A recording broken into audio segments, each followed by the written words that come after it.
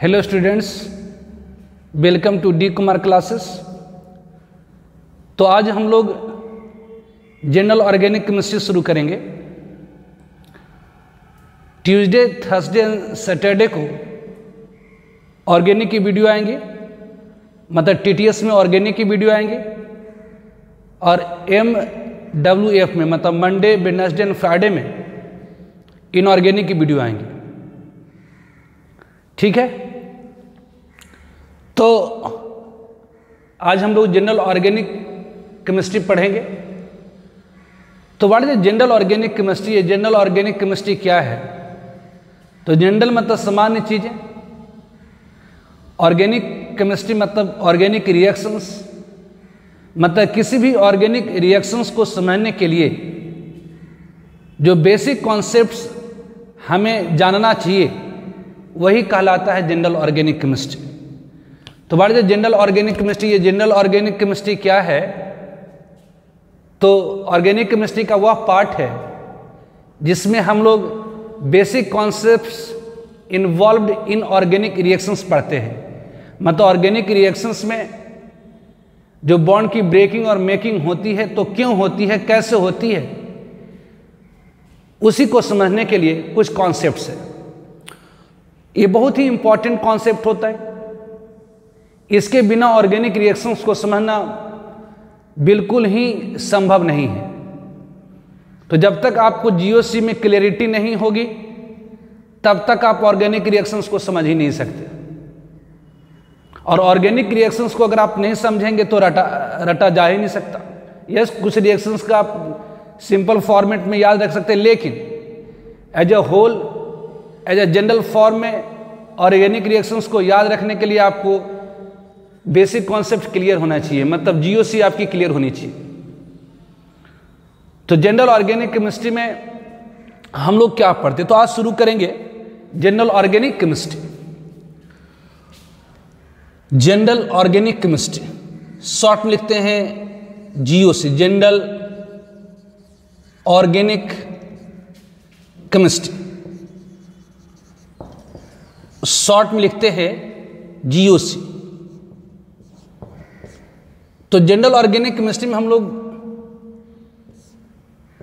Basically study basic concepts involved in organic reactions. तो in this chapter या इन this part of organic chemistry, in this chapter of organic chemistry, we basically study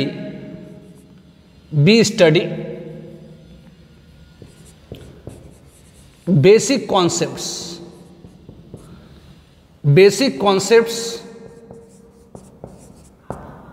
involved in organic reactions। तो organic reactions में use होने वाली basic concepts को हम लोग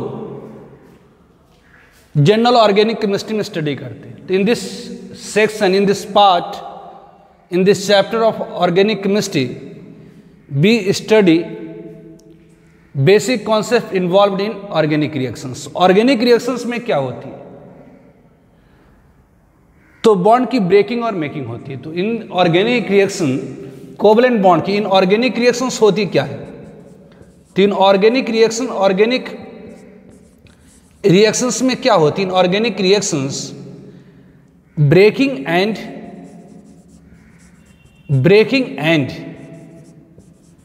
making of covalent bond take place. Breaking and making of covalent bond take place. तो organic reactions में क्या होती है? तो ब्रेकिंग और मेकिंग ऑफ कोवलेंट बॉन्ड होती है। जैसे एग्जाम्पल पर ले लें,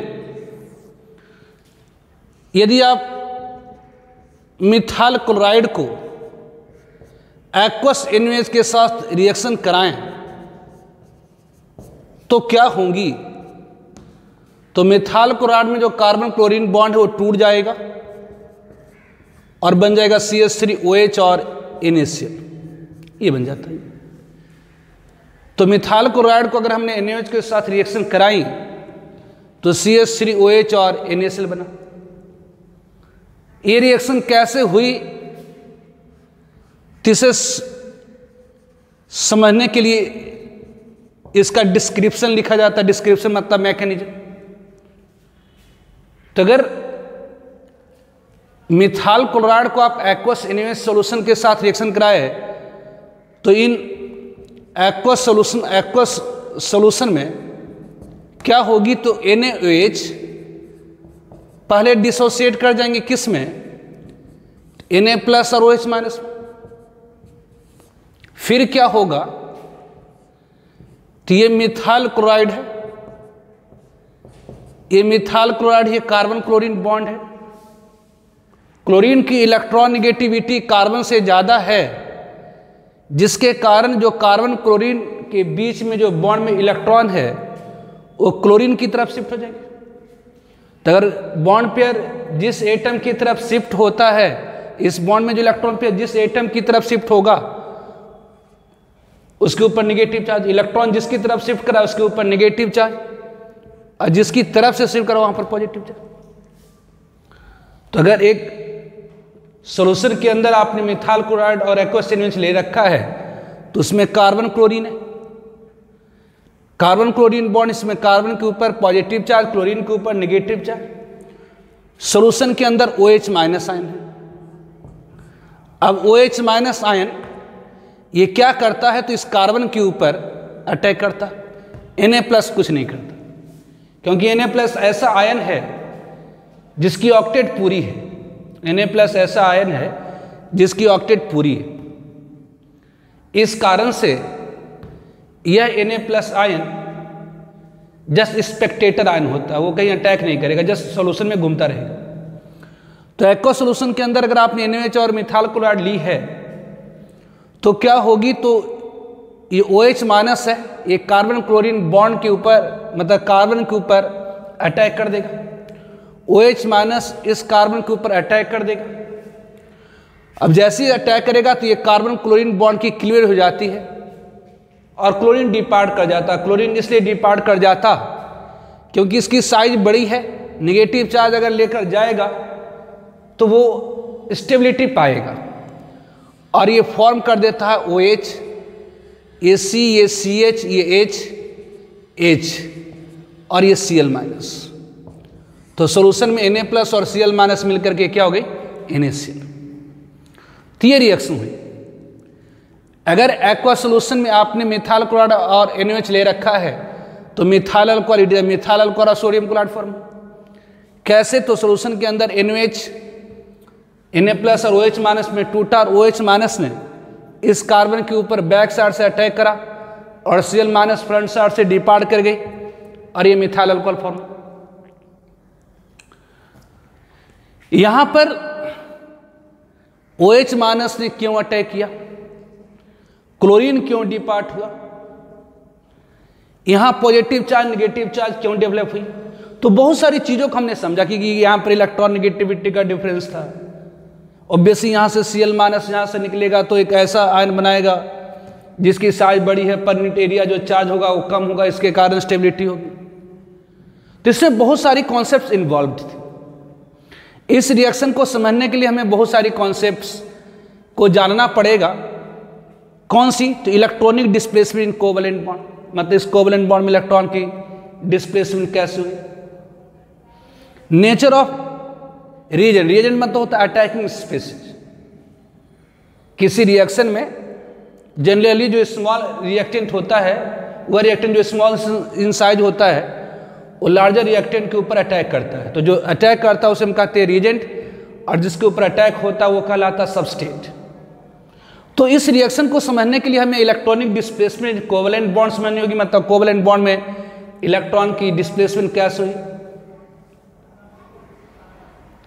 नेचर ऑफ रिएजेंट, रिएजेंट के नेचर कैसी है, and fission of covalent bond, और इस कोवलेंट बॉन्ड की फिजन कैसे हुई।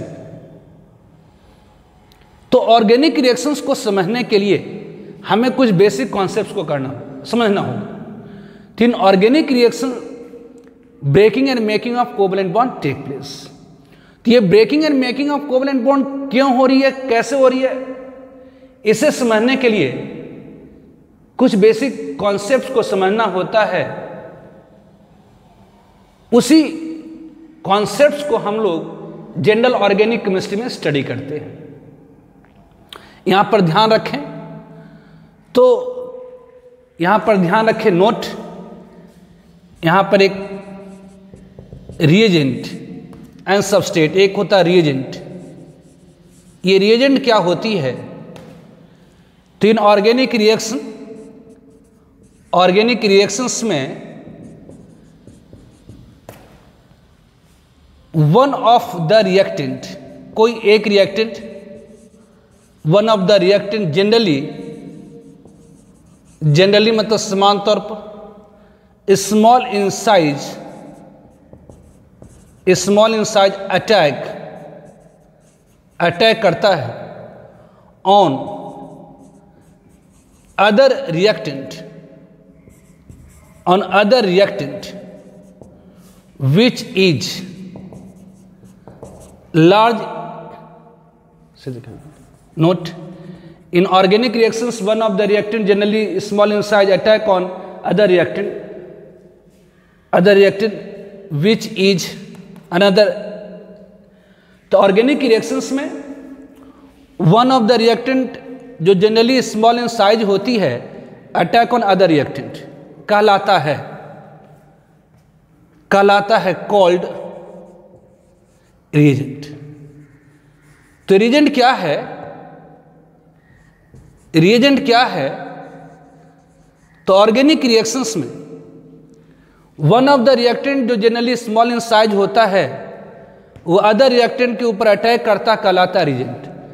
तो एक वर्ड और इसमें आ जाएगा सबस्ट्रेट। सबस्ट्रेट क्या होती है,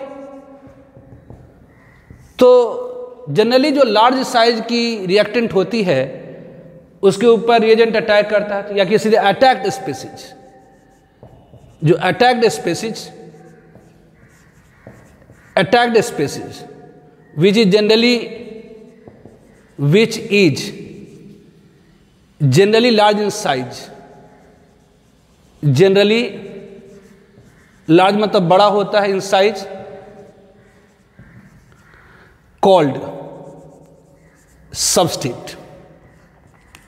तो किसी भी ऑर्गेनिक रिएक्शंस में कोई एक रिएक्टेंट दूसरे रिएक्टेंट के ऊपर अटैक करेगा, तो वह रिएक्टेंट जो जनरली स्मॉल इन साइज होती है वह दूसरे रिएक्टेंट जो जनरली लार्ज इन साइज होता है उसके ऊपर अटैक करता, तो वह रिएक्टेंट जो जनरली स्मॉल इन साइज होती है जो अटैक करता है उसे हम कहते हैं रिएजेंट। तो रिएजेंट को सिंपल एक वर्ड में याद रखिए, अटैकिंग स्पीसीज। रिएजेंट क्या होती है, अटैकिंग स्पीसीज। वो जनरली क्या होता है, तो स्मॉल इन साइज होता है। और सबस्ट्रेट क्या होता है, तो अटैक्ड स्पीसीज, मतलब जिसके ऊपर अटैक हुई। तो जिसने अटैक करा उसे हम कहते हैं रिएजेंट, और जिसके ऊपर अटैक हुई उसे हम लोग कहते हैं सबस्ट्रेट। जिसने अटैक करा उसे हम कहते हैं रिएजेंट, और जिसके ऊपर अटैक हुआ उसे हम कहते हैं सबस्ट्रेट। रिएजेंट की साइज जनरली स्मॉल होती है और सबस्ट्रेट की जो साइज होती है वो लार्ज होती है। तो जनरल ऑर्गेनिक केमिस्ट्री इस सेक्शन में, इस पार्ट में, इस चैप्टर में हम लोग स्टडी करते हैं basic concepts involved in organic reactions. Organic reactions में ब्रेकिंग और मेकिंग ऑफ कोवलेंट बॉन्ड होती है।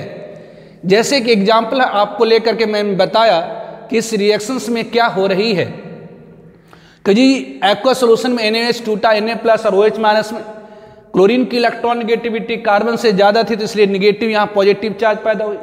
उसके बाद इसके ऊपर अटैक करा, इस बॉन्ड की फ्यूजन हुई। तो ऑब्वियसली यहाँ जो अटैक कर रहा है उसे हम कहते हैं रिएजेंट, जो जनरली स्मॉल इन साइज है, और जिसके ऊपर अटैक हो रही है उसे हम कह रहे हैं सबस्ट्रेट। और ये जो चीज़ें हमने डिस्क्राइब करी इसे हम कहते हैं रिएक्शन की मैकेनिज्म। ये जो हमने डिस्क्राइब करा कि रिएक्शन ऐसे हो गई, इस डिस्क्रिप्शन को कहते हैं रिएक्शन की मैकेनिज्म। मैकेनिज्म मतलब होता है डिस्क्रिप्शन, मैकेनिज्म मतलब होता है कोई भी चीज़ की मैकेनिज्म। तो मैकेनिज्म की मतलब होती है डिस्क्रिप्शन। किसी भी चीज़ को अगर डिस्क्राइब करें तो उसकी मैकेनिज्म है। तो ये रिएक्शन की मैकेनिज्म। तो what is reaction mechanism? Reaction mechanism क्या है? तो step by step description of a chemical reaction is called reaction mechanism. किसी भी केमिकल रिएक्शन को स्टेप बाय स्टेप अगर आप डिस्क्राइब करते हैं तो उसे हम कहते हैं रिएक्शन मैकेनिज्म। तो किसी भी ऑर्गेनिक रिएक्शंस के मैकेनिज्म को आप समझने के लिए आपको कुछ फैक्ट को समझना होगा। पहला, electronic displacement in covalent bond. Covalent bond में इलेक्ट्रॉन की डिस्प्लेसमेंट कैसी हो रही है। दूसरा, नेचर ऑफ रिएजेंट, जो अटैक कर रहा है उसकी नेचर कैसी है। और तीसरा, फ्यूजन ऑफ कोवलेंट बॉन्ड। ठीक है, तो पहले इसका स्क्रीनशॉट ले लीजिए, फिर मैं आपको आगे बताता हूं। तो what is the reaction mechanism? ये रिएक्शन मैकेनिज्म क्या है? तो step by step description, next term है रिएक्शन मैकेनिज्म। तो step by step description, step by step description of a chemical reaction,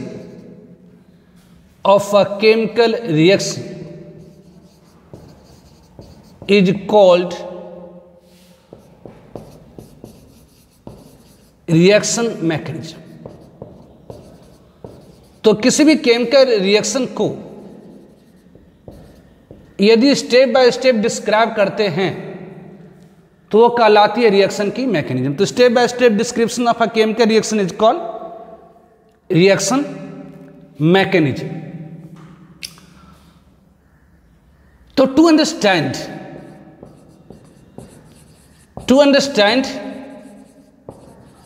reaction mechanism, to understand reaction mechanism, we have to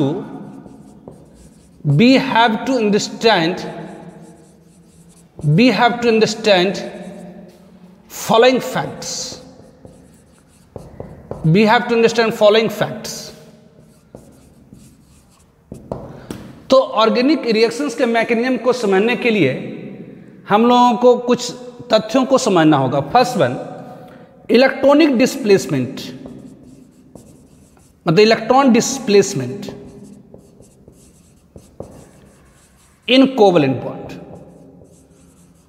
covalent bond में electron की displacement कैसे होती है। Second one,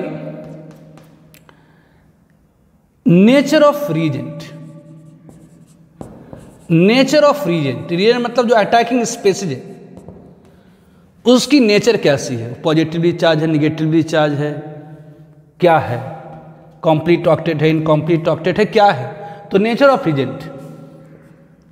third one, fusion. Fusion मतलब breaking, fusion of covalent bond. और covalent bond की अगर fusion होगी तो क्या बनेगा। तो ऑर्गेनिक रिएक्शंस को समझने के लिए, मतलब ऑर्गेनिक रिएक्शंस के मैकेनिज्म को समझने के लिए हमें कुछ तथ्यों को समझना होता है। पहला, electron displacement in covalent bond. Covalent bond में इलेक्ट्रॉन की डिस्प्लेसमेंट कैसे हो रही है। सेकेंड में नेचर ऑफ रिएजेंट, मतलब जो अटैकिंग स्पेसिस है उसकी नेचर कैसी। और तीसरी, फ्यूजन ऑफ कोवलेंट बॉन्ड, और कोवलेंट बॉन्ड में बॉन्ड की फ्यूजन कैसे हो रही है, ब्रेकिंग कैसे हो रही है। तो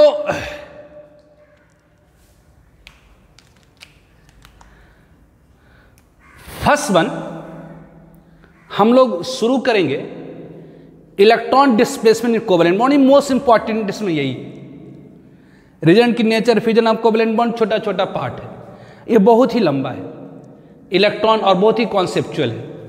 तो first one that is the electron displacement. First one electron displacement, electron displacement in covalent bond. Electron की डिस्प्लेसमेंट कोवलेंट बॉन्ड। तो first one, electron displacement in covalent bond. तो following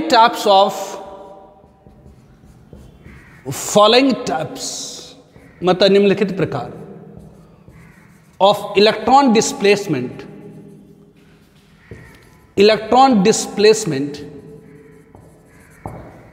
in covalent bond. Covalent bond में निम्नलिखित प्रकार की electronic displacement होती है, electron की डिस्प्लेसमेंट होती है। First one, electron displacement due to inductive effect. First one is the inductive effect. First one is the inductive effect. जो पहला टाइप है वह इंडक्टिव इफेक्ट है। Second one is the electromeric effect. Electromeric effect. Third one is the mesomeric effect. Mesomeric effect और इसे कहते हैं resonance effect. और इसे कहते हैं रेजोनेंस इफेक्ट। ये सबसे ज्यादा इंपॉर्टेंट है। And fourth one is hyper conjugation. Hyper conjugation और इसी को कहते हैं नो बॉन्ड रेजोनेंस। और इसी को कहते हैं नो बॉन्ड रेजोनेंस। तो electron displacement in covalent bond, तो following types of electron displacement in covalent bond, निम्नलिखित प्रकार की इलेक्ट्रॉन डिस्प्लेसमेंट कोवलेंट बॉन्ड में होती है। First one is inductive effect, second one is electromeric effect, third one is mesomeric effect और resonance effect, and fourth one is hyper conjugation और no bond resonance. तो इसमें जो मोस्ट इंपॉर्टेंट है mesomeric effect. लेकिन हम लोग शुरू करेंगे इंडक्टिव इफेक्ट से। इंडक्टिव इफेक्ट पैदा होता है ड्यू टू इलेक्ट्रॉन नेगेटिविटी। वैसे एटम जिसकी इलेक्ट्रॉन नेगेटिविटी कार्बन, एटम और ग्रुप जिसकी इलेक्ट्रॉन नेगेटिविटी कार्बन से ज़्यादा होती है, वह इलेक्ट्रॉन को अपनी ओर खींचता है, बॉन्डेड इलेक्ट्रॉन को अपनी ओर खींचता है, सिग्मा इलेक्ट्रॉन को अपनी ओर खींचता है। और जिसकी इलेक्ट्रॉन नेगेटिविटी कार्बन से कम होती है वह सिग्मा बॉन्ड इलेक्ट्रॉन को रिपेल करता है। लेकिन इंडक्टिव इफेक्ट पढ़ने से पहले हमें कुछ बेसिक आइडियाज होना चाहिए इलेक्ट्रॉन नेगेटिविटी के बारे में। तो इंडक्टिव इफेक्ट हम लोग शुरू करेंगे, लेकिन इंडक्टिव इफेक्ट से पहले हमें इलेक्ट्रॉन नेगेटिविटी के बारे में आइडियाज होना चाहिए। ऐसे इलेक्ट्रॉन नेगेटिविटी के बारे में मैंने आपको बेसिक केमिस्ट्री में ही बता दिया था। ध्यान रखिए, basic chemistry is very important. आपको उसमें भी मैं बोला करता था basic chemistry is very very important. चाहे आप 11th 12th organic, inorganic, physical कुछ में भी जाएंगे, हर जगह बेसिक केमिस्ट्री की यूज आपकी आएंगे। इसे मैं बार बार उसमें बोलता था बेसिक केमिस्ट्री पर ध्यान दिया कीजिएगा। फिर भी यहाँ पर जिन बंदों का छूटा हुआ है उनके लिए मैं थोड़ा इलेक्ट्रॉन नेगेटिविटी के बारे में चर्चा करूँगा। इलेक्ट्रॉन नेगेटिविटी करने के बाद अपन इंटर करेंगे किस में, तो इंडक्टिव इफेक्ट में। तो रिएक्शन मैकेनिज्म क्या है, तो step by step description of a chemical reaction is called reaction mechanism. किसी भी केमिकल रिएक्शन को हम स्टेप बाय स्टेप जब डिस्क्राइब करते हैं तो वो कहलाता है रिएक्शन की मैकेनिज्म। तो टू अंडरस्टैंड रिएक्शन मैकेनिज्म, किसी भी ऑर्गेनिक रिएक्शंस के मैकेनिज्म को समझने के लिए आपको कुछ तथ्यों को समझना होगा। First one electron displacement in covalent bond, second one is the nature of reason, third one is fusion of covalent bond. तो इलेक्ट्रॉन डिस्प्लेसमेंट कोवलेंट बॉन्ड, तो निम्नलिखित प्रकार की इलेक्ट्रॉन डिस्प्लेसमेंट होती है कोवलेंट बॉन्ड में। Inductive effect, electromeric effect, mesomeric effect और hyperconjugation. इसमें मेजोमेरिक इफेक्ट सबसे ज़्यादा इंपॉर्टेंट होता है। ऐसे तो सब इंपॉर्टेंट है, किसी को भी कम ही यूज होता है लेकिन होता है। तो सारे के सारे कॉन्सेप्ट बहुत ही इंपॉर्टेंट है। तो हम लोग शुरू करेंगे इंडक्टिव इफेक्ट से, लेकिन इंडक्टिव इफेक्ट के पहले मैं थोड़ी इलेक्ट्रॉन नेगेटिविटी के बारे में चर्चा करूंगा। इलेक्ट्रॉन नेगेटिविटी ऑलरेडी मैंने पहले बताया है बेसिक केमिस्ट्री में, लेकिन कुछ स्टूडेंट का जरूर छूटा हुआ होगा, इसीलिए या रिमाइंड करने के लिए मैं थोड़ी इलेक्ट्रॉन नेगेटिविटी के बारे में चर्चा करूंगा। पहले आप इसका स्क्रीनशॉट ले लीजिए। तो हम लोग इलेक्ट्रॉन नेगेटिविटी के बारे में थोड़ा चर्चा करेंगे। ऐसे आप लोग पहले ही इलेक्ट्रॉन नेगेटिविटी के बारे में जानते हैं, फिर भी इलेक्ट्रॉन नेगेटिविटी, इलेक्ट्रॉन नेगेटिविटी तो क्या होती है इलेक्ट्रॉन नेगेटिविटी? तो जैसे यदि हम लोग कंसीडर करें HCl, तो HCl में हाइड्रोजन और क्लोरीन ने 1-1 इलेक्ट्रॉन की शेयरिंग करी। तो HCl में हाइड्रोजन और क्लोरीन ने 1-1 इलेक्ट्रॉन की शेयरिंग करी है। तो जो शेयर्ड पेयर है वह हाइड्रोजन और क्लोरीन के पास इक्वल पोजीशन में होना चाहिए, बराबर अधिकार में होना चाहिए। तो यहां पर हाइड्रोजन और क्लोरीन ने 1-1 इलेक्ट्रॉन की शेयरिंग करी, तो जो शेयर्ड पेयर है वह हाइड्रोजन और क्लोरीन के बराबर अधिकार में होना चाहिए। लेकिन ऐसा नहीं होता, तो क्या होती है, तो क्लोरीन इस सिग्मा बॉन्ड इलेक्ट्रॉन पेयर को, यानी दो एटम के बीच में single bond, that is sigma bond, तो यह क्लोरीन क्या करता, तो अपने इलेक्ट्रॉन के अलावा हाइड्रोजन के इलेक्ट्रॉन को अपनी तरफ शिफ्ट कर लेता है। तो ये क्लोरीन क्या करता, तो हाइड्रोजन के इलेक्ट्रॉन के, क्लोरीन क्या करता, तो अपने इलेक्ट्रॉन के अलावा हाइड्रोजन का इलेक्ट्रॉन, मतलब हाइड्रोजन का नेगेटिव चार्ज अपनी तरफ थोड़ा शिफ्ट कर लेता, मतलब खिसका लेता है।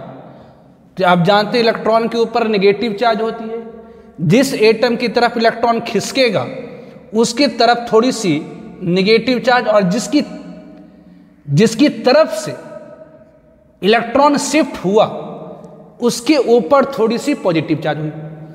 तो इलेक्ट्रॉन पर जिसकी तरफ खिसका, इलेक्ट्रॉन मतलब नेगेटिव चार्ज, जिसकी तरफ खिसका उसके ऊपर थोड़ी सी नेगेटिव चार्ज, और जिसकी तरफ से खिसका, जिसके पास गया उसके ऊपर थोड़ी सी नेगेटिव चार्ज, और जिसके पास से गया उसके ऊपर थोड़ी सी पॉजिटिव चार्ज आ जाएगी। तो यहां पर क्लोरीन अपने इलेक्ट्रॉन के अलावा हाइड्रोजन के इलेक्ट्रॉन को अपनी ओर खिसका रहा है, तो क्लोरीन के ऊपर थोड़ी सी नेगेटिव चार्ज और हाइड्रोजन के ऊपर थोड़ी सी पॉजिटिव चार्ज पैदा हो गई। तो ये इलेक्ट्रॉन नेगेटिविटी क्या होती है? What is the electron negativity? Electron negativity क्या है? तो tendency of an atom to shift shared pair electron toward itself in a molecule is called electron negativity. ये इलेक्ट्रॉन नेगेटिविटी क्या है? तो टेंडेंसी है। What is electron negativity? Electron negativity क्या है? तो टेंडेंसी है। टेंडेंसी मतलब प्रवृत्ति। Tendency of an atom, tendency of an atom to shift, tendency of an atom to shift shared pair electron, shared pair electron, shared pair electron towards itself, towards itself, towards itself in a molecule, in a molecule is called electron negativity। तो electron negativity क्या है? तो tendency of an atom to shift shared pair electron towards itself in a molecule is called electron negativity. किसी molecule में किसी atom की वह प्रवृत्ति जिसके कारण वह शेयर्ड पर इलेक्ट्रॉन को अपनी ओर शिफ्ट करता, अपनी ओर खिसकाता है, वह उसकी इलेक्ट्रॉन नेगेटिविटी कहलाती है। तो इलेक्ट्रॉन नेगेटिविटी क्या है? तो tendency of an atom to shift shared pair electron toward itself in a molecule is called electron negativity. तो वैसे पीरियोडिक टेबल में जितने भी एलिमेंट्स हैं सब के अंदर कुछ ना कुछ इलेक्ट्रॉन नेगेटिविटी है। सारा एटम शेयर्ड पर इलेक्ट्रॉन को अपनी ओर शिफ्ट करना चाहता है, खिसकाना चाहता है, except inert gases. Noble element को छोड़ करके सारे एटम की कुछ ना कुछ इलेक्ट्रॉन नेगेटिविटी होती है। नोबल एलिमेंट मतलब इनर्ट जो गैसेस वाली एलिमेंट है उसकी इलेक्ट्रॉन नेगेटिविटी 0 होती है। तो every element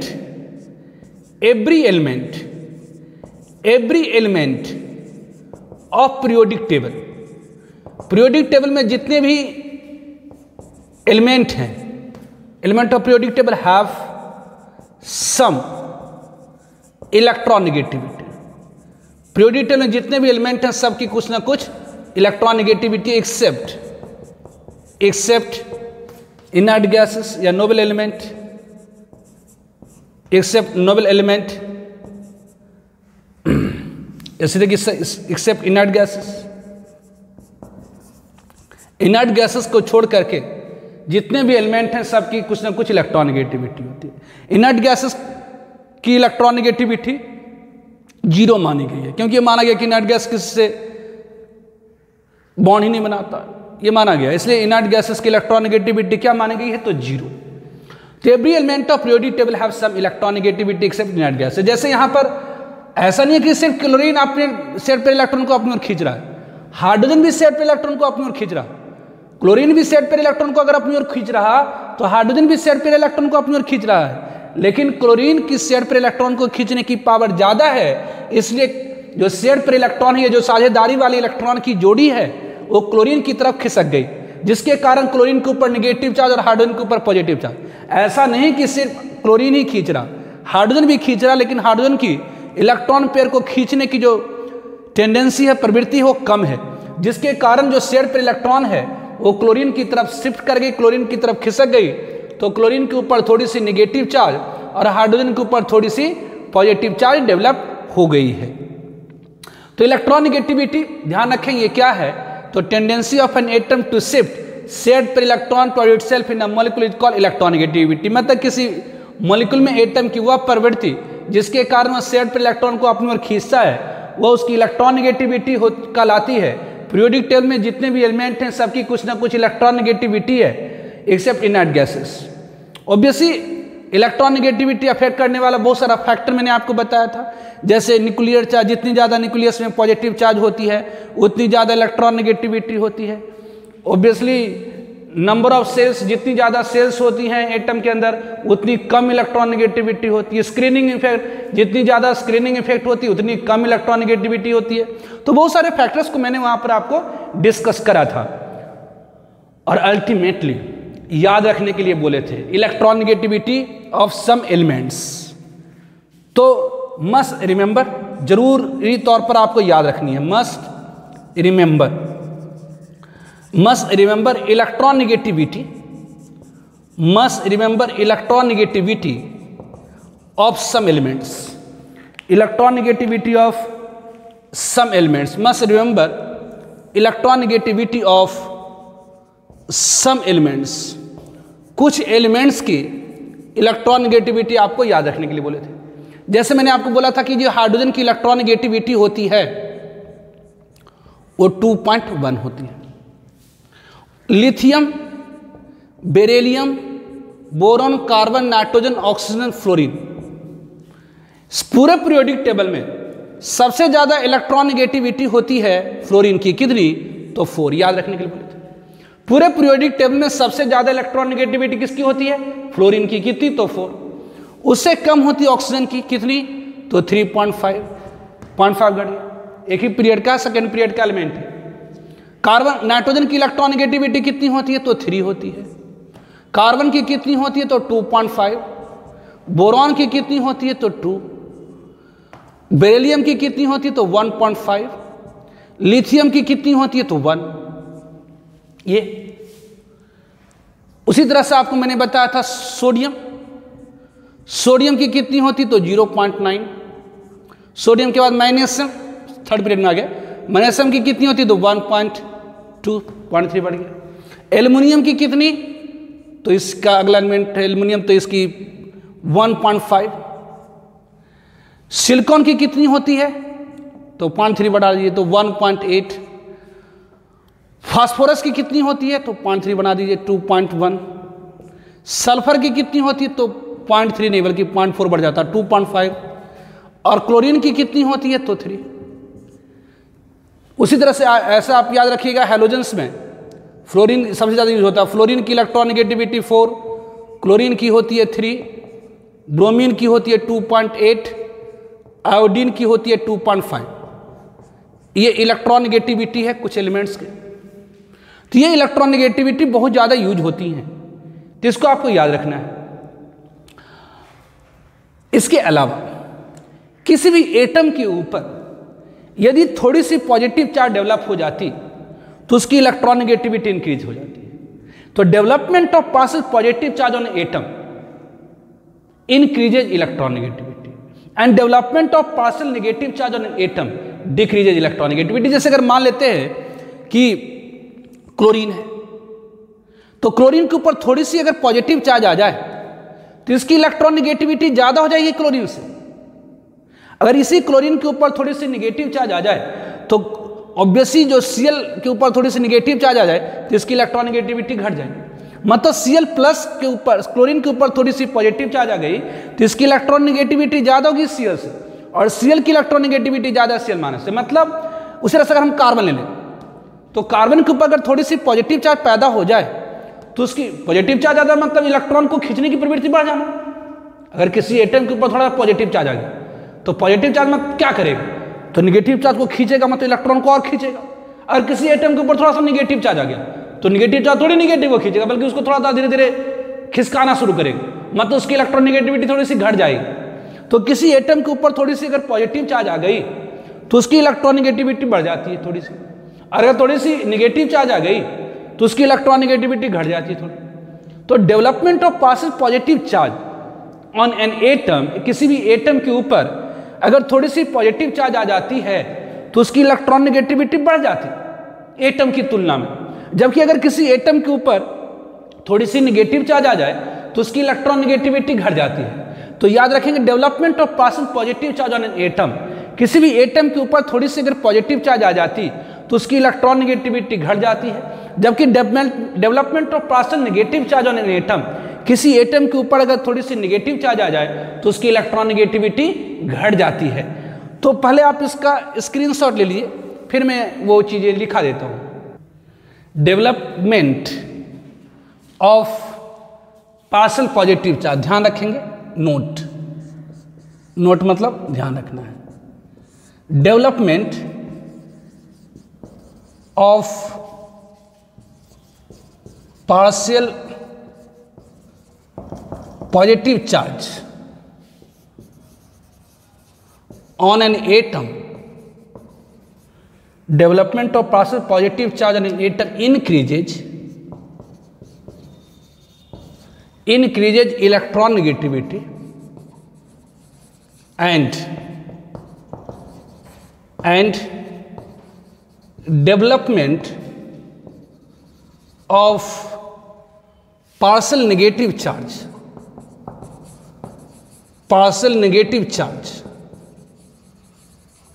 on an atom decreases electron negativity।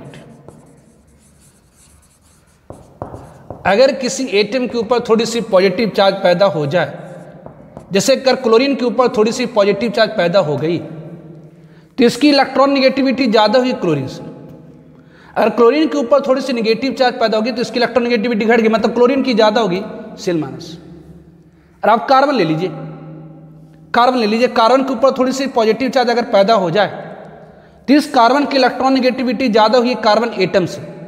और अगर इसी कार्बन के ऊपर थोड़ी सी निगेटिव चार्ज पैदा हो जाए तो इस कार्बन, वह कार्बन जिसके ऊपर पास मतलब थोड़ा सा जो निगेटिव चार्ज पैदा हुआ है, इस कारण इसकी इलेक्ट्रॉन निगेटिविटी घट गई। तो ध्यान रखेंगे किसी भी एटम के ऊपर थोड़ी सी पॉजिटिव चार्ज पैदा हो जाने से उसकी इलेक्ट्रॉन निगेटिविटी बढ़ जाती है, और थोड़ी सी निगेटिव चार्ज पैदा हो जाने से उसकी इलेक्ट्रॉन निगेटिविटी एटम की तुलना में, परमाणु की तुलना में घट जाती है। लेकिन ध्यान रखें अगर किसी एटम के ऊपर कंप्लीट पॉजिटिव चार्ज, एक पॉजिटिव चार्ज आ जाए तो उसकी इलेक्ट्रॉन निगेटिविटी बहुत ज्यादा बढ़ जाएगी। अगर मान लेते हैं कि कार्बन के ऊपर एक पूरा पॉजिटिव चार्ज आ गया तो इसकी इलेक्ट्रॉन निगेटिविटी मच हायर हो गई कार्बन से। और किसी एटम के ऊपर एक निगेटिव चार्ज आ जाए, जैसे कार्बन के ऊपर एक पूरा निगेटिव चार्ज आ जाए तो इसकी इलेक्ट्रॉन निगेटिविटी बहुत कम जाएंगी कार्बन से, मतलब कार्बन की बहुत ज्यादा हो जाएंगी कार्बन -1 से। तो थोड़ी सी पॉजिटिव चार्ज आने से थोड़ी सी इलेक्ट्रॉन निगेटिविटी बढ़ेगी, थोड़ी सी निगेटिव चार्ज आने से एटम की तुलना में थोड़ी सी इलेक्ट्रॉन निगेटिविटी घटेगी। लेकिन दूसरी point note, second point, development of complete positive charge, development of complete positive charge on an atom, development of complete positive charge on an atom increases increases electron negativity in large extent, मतलब बहुत ज्यादा मात्रा में, large extent than atom, and development of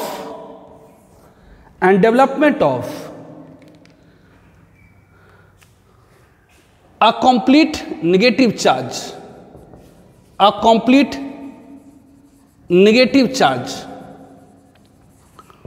on an atom decreases electron negativity in large extent। कहने का मतलब यह हुआ कि अगर कार्बन के ऊपर एक नेगेटिव चार्ज आ जाए तो इसकी इलेक्ट्रॉन, यानी क्लोरीन के ऊपर एक नेगेटिव चार्ज आ जाए या क्लोरीन के ऊपर एक पॉजिटिव चार्ज आ जाए, यदि क्लोरीन के ऊपर एक पॉजिटिव चार्ज आ जाए तो इसकी जो इलेक्ट्रॉन नेगेटिविटी होगी मच हायर होगी, किसकी तुलना में? क्लोरीन की तुलना में।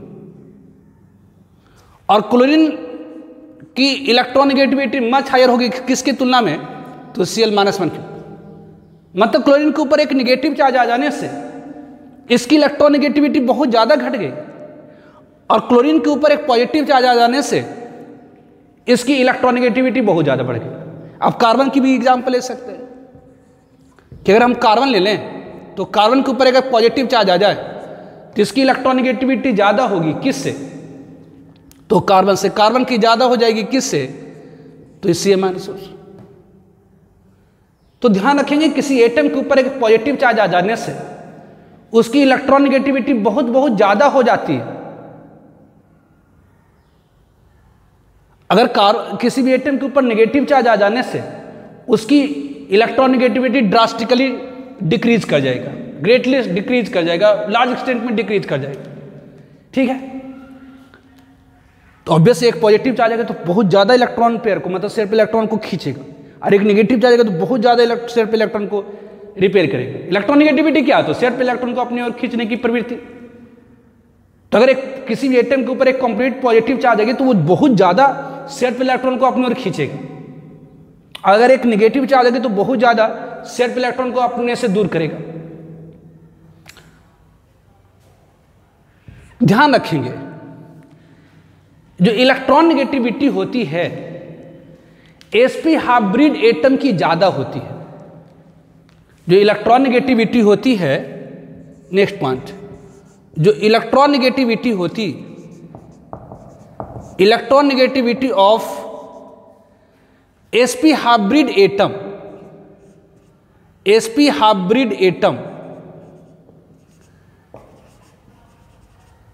या कि electron negativity of an atom directly proportional होती है, सीधी समानुपाती होती है परसेंटेज एस कैरेक्टर के। मतलब अगर कोई एटम है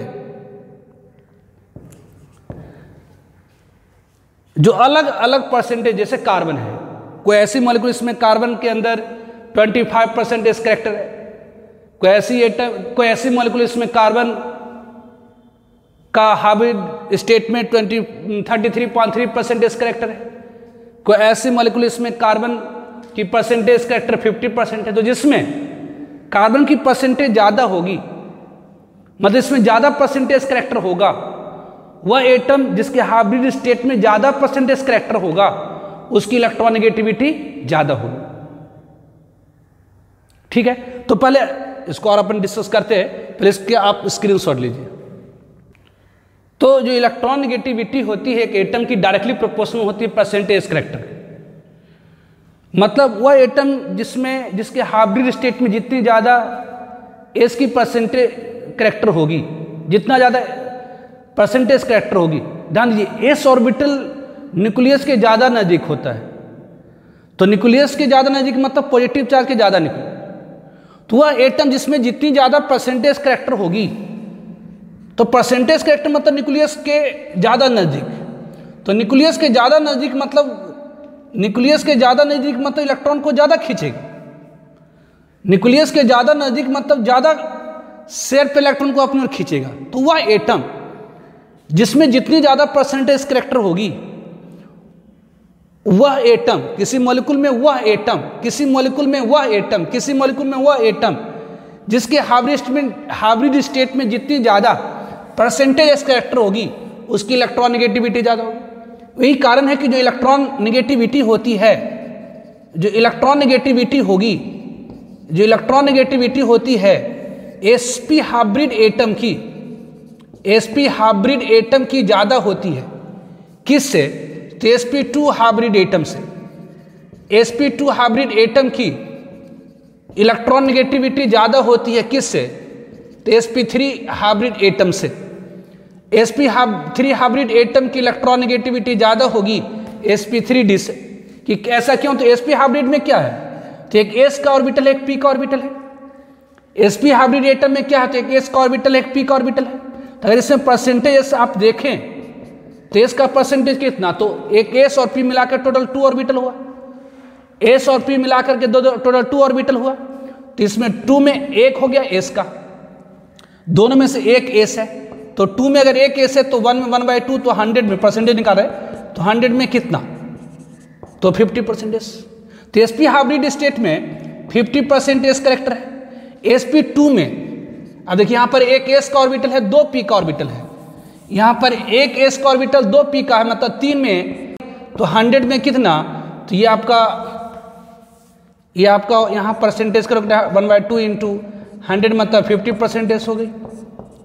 और यहाँ पर कितना हुआ? तो 2 1 3 में एक s है, तो ये 1/3 इंटू 100 इतनी परसेंट मतलब 33.3% हो गई। और यहाँ पर एक s 3 p मतलब 4 में 1 s है, तो 4 में 1 s है, तो 1 में 1/4 इंटू 100 मतलब यहाँ पर 25% है। तो जितनी ज़्यादा परसेंटेज कैरेक्टर होगी, तो यहाँ पर s की परसेंटेज ज़्यादा है, मतलब यहाँ पर जो बॉन्डेड पेयर होगी वो न्यूक्लियस के ज़्यादा नज़दीक होगी। यहाँ पर जैसे अगर मान लेते हैं उदाहरण के तौर पर कि अगर ये ले लीजिए, ये कार्बन, ये कार्बन ले लेते हैं, एक एसिटिलीन ले लीजिए, एक आप इथिलीन ले लीजिए और एक आप इथेन ले लीजिए। सब में कार्बन है, ये सब में कार्बन है। इस कार्बन की हाइब्रिड स्टेट क्या है? कि जी किसी भी एटम का हाइब्रिड स्टेट निकालना है, किसी भी कार्बन का अगर हाइब्रिड स्टेट निकालना तो पता करिए उसने कितना सिग्मा बॉन्ड बनाया है। तो ये सिंगल बॉन्ड इधर सिग्मा बॉन्ड, और ट्रिपल बॉन्ड में एक सिग्मा और 2 पाई, तो एक सिग्मा बॉन्ड हो गई। तो ये इधर एक सिग्मा बॉन्ड बनाया, एक इधर सिग्मा बॉन्ड, तो कार्बन ने 2 सिग्मा बॉन्ड बनाया है, तो जो 2 सिग्मा बना तो उसकी हाइब्रिड स्टेट sp हो गई। और इसने कितना सिग्मा बना? तो single bond sigma bond, single bond sigma bond. Double bond में क्या होगी? तो एक सिग्मा बॉन्ड, एक पाई बॉन्ड। तो इस कार्बन ने कितना सिग्मा बनाया है? तो 3, 1 2 3। तो हाइब्रिड ऑर्बिटल की संख्या 3 मतलब हाइब्रिड स्टेट क्या हो गई? तो इसकी sp2। और इस कार्बन की हाइब्रिड स्टेट क्या हो गई? तो इस कार्बन ने इधर भी single bond, single bond, single bond, single bond, single bond, मतलब 4 सिंगल बॉन्ड बनाया, मतलब इसकी हाइब्रिड स्टेट sp3। तो ये sp है, मतलब इसमें क्या है? तो 50% एस करेक्टर है। ये sp2 है तो ये क्या है? 33.3% एस करेक्टर है। और ये sp3 है तो ये क्या है? तो 25% एस करेक्टर। ऐसे भी जनरली ये करते करते याद ही हो जाता है कि sp में 50% एस करेक्टर, sp2 में 33.3% एस करेक्टर और sp3 में 25% एस करेक्टर। तो जितनी ज़्यादा परसेंटेज करेक्टर है, इसका मतलब ये जो बॉन्डेड पेयर इलेक्ट्रॉन को ये कार्बन ज़्यादा न्यूक्लियस की तरफ खिसकाएगा। ऑब्वियसली यहाँ पर 33.3% है, मतलब कम एस परसेंटेज है। इसका मतलब ये जो कार्बन है ये बॉन्डेड पेयर इलेक्ट्रॉन को कम न्यूक्लियस की तरफ खिसकाएगा, और यहाँ पर सबसे कम परसेंटेज करेक्टर है। इसका मतलब ये जो कार्बन है वो बॉन्डेड पेयर इलेक्ट्रॉन को सबसे कम खिसकाएगा। तो सबसे ज़्यादा खिसकाएगा कौन? तो sp हाइब्रिड कार्बन। मतलब ध्यान रखेंगे जो sp हाइब्रिड एटम होती है उसकी इलेक्ट्रॉन नेगेटिविटी ज़्यादा होती है किससे? तो sp2 हाइब्रिड एटम से ज़्यादा होती है sp3 हाइब्रिड एटम से। तो जो इलेक्ट्रॉन नेगेटिविटी एक एटम का होता है वह डायरेक्टली प्रोपोर्शनल होता है किसके? तो परसेंटेज कैरेक्टर के। तो अगर आपसे पूछा जाए कि sp, sp2, sp3 में sp sp2 और sp3 में किसकी इलेक्ट्रॉनिगेटिविटी ज़्यादा है? तो sp की ज़्यादा होती है sp2 से, ज़्यादा होती है sp3 से। क्यों? क्योंकि sp में 50% एस करेक्टर है, sp2 में 33.3% एस करेक्टर है और sp3 में 25% एस करेक्टर है। जबकि अगर आप कि sp3d में कितना परसेंट एस करेक्टर है, तो यहाँ पर एक एस 3p एक डी का हो गया 4 हो गया, सॉरी 3 एक 4 एक 5 हो गया, तो यहाँ परसेंटेज करेक्टर कितना हो जाएगा? तो 1/5 × 100, मतलब यहाँ पर 20% ही एस करेक्टर है, मतलब इसकी इलेक्ट्रॉनिगेटिविटी और कम होगी। तो sp में ज़्यादा परसेंटेज करेक्टर होने से sp हाइब्रिड एटम की इलेक्ट्रॉनिगेटिविटी ज़्यादा होती है, sp2 से ज़्यादा, sp3 से ज़्यादा, sp3d से। तो ये चीज़ें ऑलरेडी मैंने बेसिक केमिस्ट्री में बताया था, लेकिन चूंकि आगे इलेक्ट्रॉनिगेटिविटी की ही यूज है, आप देखेंगे चाहे आप इंडक्टिव इफेक्ट पढ़ें, इलेक्ट्रोमेरिक इफेक्ट पढ़ें, मेजोमेरिक इफेक्ट पढ़ें, हाइपर कंजुगेशन पढ़ें, हर जगह इलेक्ट्रॉनिगेटिविटी आएगा। तो जिन्हें इलेक्ट्रॉनिगेटिविटी आता है वो हो, या जिन्हें नहीं भी आता वो भी, इस वीडियो को आप बार बार रिवाइंड कर करके जरूर देखिए, 1 बार 2 बार 3 बार, क्योंकि इसकी एप्लीकेशन मैं आगे खूब करने वाला हूँ। अगर क्लासरूम में होते तो मैं खड़ा कर करके सारी जनता से पूछता कि किस किस को याद है, लेकिन आप कहीं और हैं, मैं कहीं और हूँ, वर्चुअली मैं खड़ा भी करा दूंगा तो आप खड़े हुए कि नहीं हुए मुझे क्या पता। तो ऑब्वियसली कहने का मतलब बस ये है कि इलेक्ट्रॉनिगेटिविटी आगे जीओसी पढ़ने के लिए आपको अच्छी तरह आनी चाहिए। ठीक है, तो आज के वीडियो लेक्चर को हम लोग यहीं समाप्त करेंगे। अगले वीडियो लेक्चर में आप लोगों को मैं इंडक्टिव इफेक्ट शुरू करूंगा। ठीक है, ओके, बाय।